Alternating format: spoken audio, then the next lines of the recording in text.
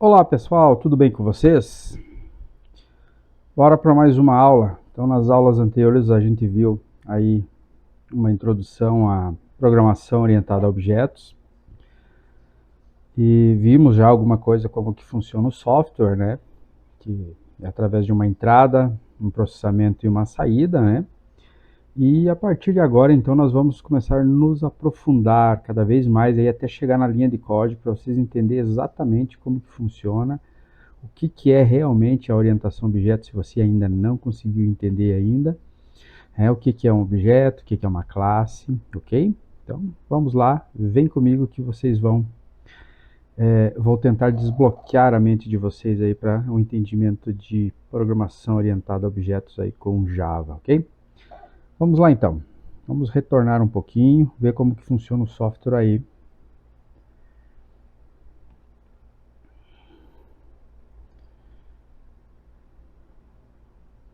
Muito bem, então, relembrando aquilo que a gente falou, né? Uma entrada, um processamento e uma saída. Aqui a gente vai se manter aí praticamente na entrada e processamento, né? Para a gente entender aí a questão de codificação e tudo mais. Então a gente vai aos pouquinhos descendo aí até chegar na linha de código, ok? Então vamos lá.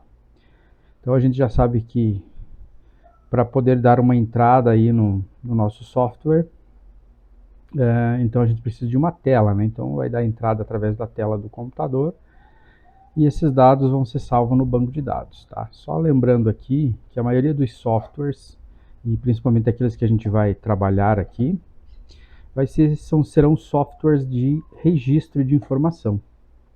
Então é aquele tipo de software onde a gente vai simplesmente fazer registro de informações e salvar no banco de dados, ok? Então vamos lá. Aqui então ainda de forma abstrata, né? Vamos cada vez acrescentando elementos aí. Então aqui ainda continuando, já apareceu um elemento novo aqui, né? Um elemento aí chamado objeto, né? Já que nós estamos falando de programação orientada a objetos. Então já vai guardando aí na cabeça, se você não entendeu ainda, objeto, orientação a objeto. O que será isso? Será que o objeto vai orientar a programação? Será que é algo assim? Guarda aí que a gente já vai ver, ok? Então aqui apareceu um objeto, então vamos novamente seguir o fluxo aqui. Então haverá uma entrada de dados e esses dados eles vão entrar para dentro do nosso software, ok? E vão ficar guardado então dentro de um objeto e esse objeto aí vai levar essas informações aí para os métodos até chegar no banco de dados para ser salvo essas informações, ok? Muito bem, então, ainda de forma abstrata aqui, né? Já nós vamos descendo cada vez mais para entender melhor aí como que isso funciona.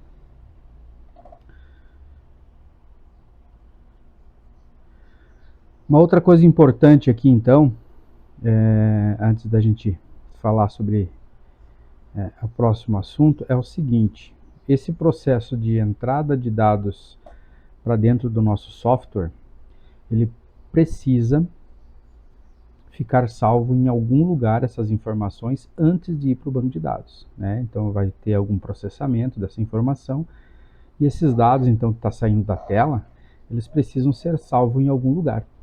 Você se lembra ou tem ideia de que local é esse? Qual opção é essa que a gente vai guardar a informação de forma temporária? Preste atenção, temporária, até que seja levado para o banco de dados para ser salvo de forma permanente, tá? Conseguiu lembrar aí? Então vamos lá. São as variáveis. Então, no ambiente computacional, a forma como nós guardamos as informações aí em tempo de execução do nosso software, até que ele seja realmente efetivado num banco de dados, por exemplo, esses dados eles vão ficar de forma temporária guardada em variáveis, ok? Então, se vocês não deram valor nas variáveis lá nas aulas lá de algoritmo, né, programação 1,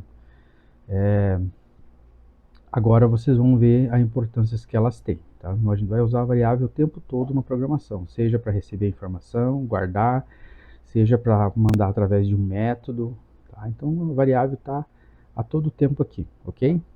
Vamos lá então. Então aqui relembrando um pouquinho, já em linha de código aqui, o funcionamento então de uma classe, né, e a construção de um objeto, ok?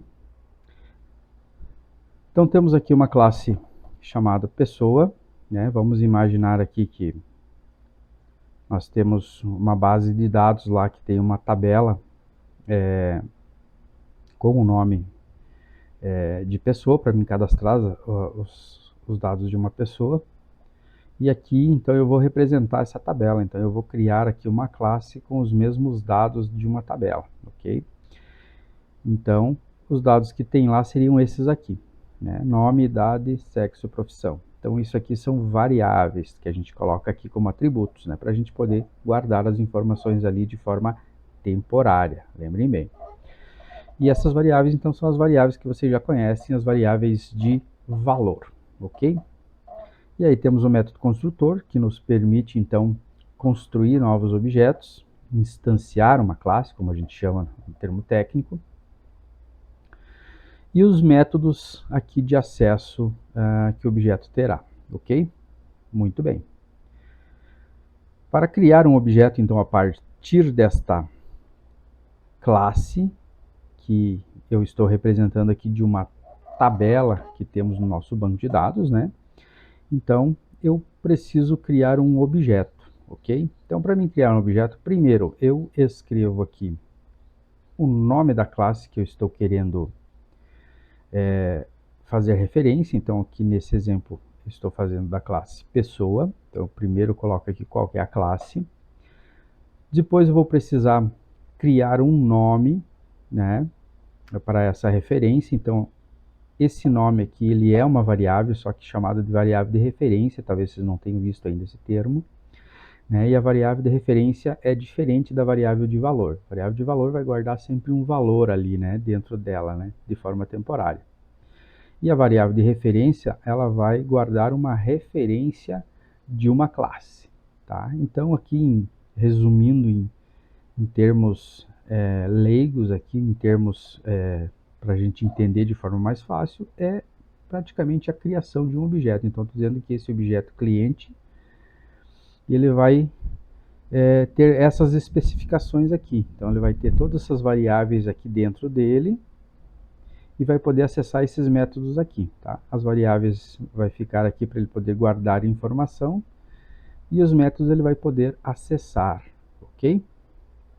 Então, vá guardando isso aqui para a gente começar a entender aí realmente de fato. Então aqui, se nós pudéssemos visualizar um objeto sendo criado, vamos imaginar que ele tivesse essa aparência aqui, né? Então, disse qual classe que ele vai ser, dei um nome, cliente, e a partir desse new pessoa, que eu estou chamando aqui o método construtor da classe, eu praticamente crio o objeto. Então vamos imaginar que ele fosse construído aqui, se a gente pudesse ver ele aqui, né? Então ele cria ali com as variáveis para a gente colocar as informações ali. Essas informações vêm da onde? São informações que vão vir geralmente de uma tela, ok? Ou de um dispositivo, ou como nesse nosso exemplo aqui, nós estamos setando manualmente as informações. Então, esse objeto é construído e as informações vão para dentro dele, para que aí ele possa levar as informações aí para os métodos, ok? Mas vamos lá, devagarinho você vai entender.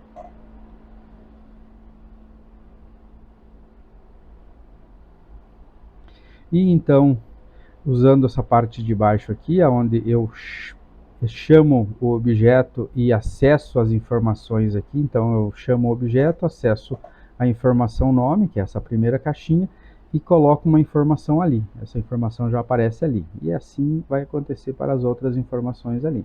E eu preencho o objeto com as informações. Ok? Mais para frente a gente vai ver, se tivesse a tela aqui, seria a mesma coisa. Os objetos já seriam mandados para a tela, ok? Muito bem.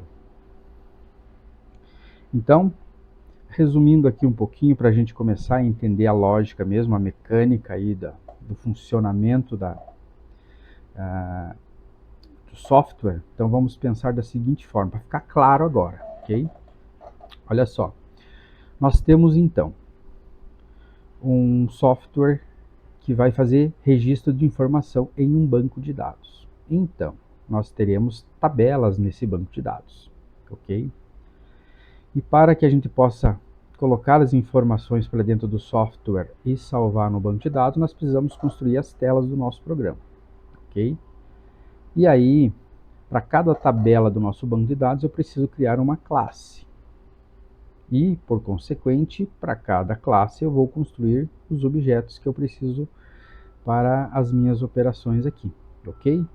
Então isso aqui tem que ficar muito claro, tá? Então as mesmas informações que estiverem na tabela, os mesmos dados lá, serão os mesmos dados que nós teremos na classe, tá? Com exatamente até os mesmos tipos de dados, né? Por exemplo, o nome é varchar, né? Caractere. Aqui na nossa classe vai ser caractere também, vai ser string, né? A idade lá é inteiro, aqui vai ser inteiro, e assim por diante, ok? Tem que ser a mesma estrutura, porque eu estou praticamente fazendo uma representação da tabela do banco de dados aqui, ok? Por consequência, a tela será praticamente com os mesmos dados, ou quase todos os dados, tá? Isso aí a gente vai ver mais para frente, mas aqui vamos considerar que serão todos os dados, ok? E o nosso objeto praticamente também terá as mesmas informações, porque a classe é como se fosse uma representação, uma representação da tabela, então a classe terá os mesmos dados e o objeto será construído com as mesmas opções. E a tela, nesse exemplo aqui, terá as mesmas opções, ok? Então isso aqui tem que ficar de forma igual, né? Para que eu mande a informação ali para dentro, a informação seja mandado para o objeto, que será construído a partir da nossa classe, que está dizendo como ele vai ser feito, e esse objeto aí encaminha esses dados para onde for, ok? Então aí você já começa a entender que o objeto aqui é o que vai praticamente receber as informações, ok? E trafegar. Então aí você já começa a entender a questão ali de orientado a objetos, beleza? Mas calma aí, vamos lá. Muito bem.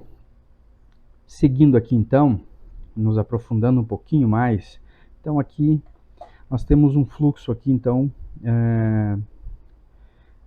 completo, né, de como que os dados vão entrar para dentro do nosso software, carregado até o objeto, tá? Então aqui como boa prática, né, não é uma regra, aqui cada programador aí, desenvolvedor, ele vai trabalhar de uma metodologia, mas aqui, citando uma das boas práticas aqui, então as informações aqui a gente vai fazer elas funcionarem da seguinte forma. Os dados que estão na tela, eles vão entrar para dentro do nosso software, então, e vão ser armazenados primeiramente em variáveis, tá? Então a gente vai criar as nossas variáveis aqui. Então quando eu clicar aqui no botão cadastrar, por exemplo, vai ser disparado um evento que vai nos levar então a um procedimento. Esse procedimento é esse descrito aqui, tá? Por exemplo, né? Então vou criar as variáveis aqui. Geralmente a gente coloca os mesmos nomes aqui dos atributos, né? Para facilitar, então só coloco aqui letra maiúscula para diferenciar, né? E crio as variáveis aqui, e essas variáveis vão receber o que está na tela. Então cada campinho desse aqui da nossa tela, ela tem um nome. Então aqui vocês vão ver, aqui quando nós estivermos codificando, vocês vão ver melhor. Mas aqui então, praticamente eu estou dizendo que cada informação ali vai para dentro de uma variável aqui, né? Vai ficar temporariamente guardadinha ali. Depois eu vou criar o meu objeto, né? Seguindo o exemplo aqui da tabela pessoa, então vou criar meu objeto, vou dar um nome para ele, né? Que aqui é a instância, né, da classe, né? Então vou criar o objeto aqui, chamado cliente, ele vai aparecer bonitinho aqui.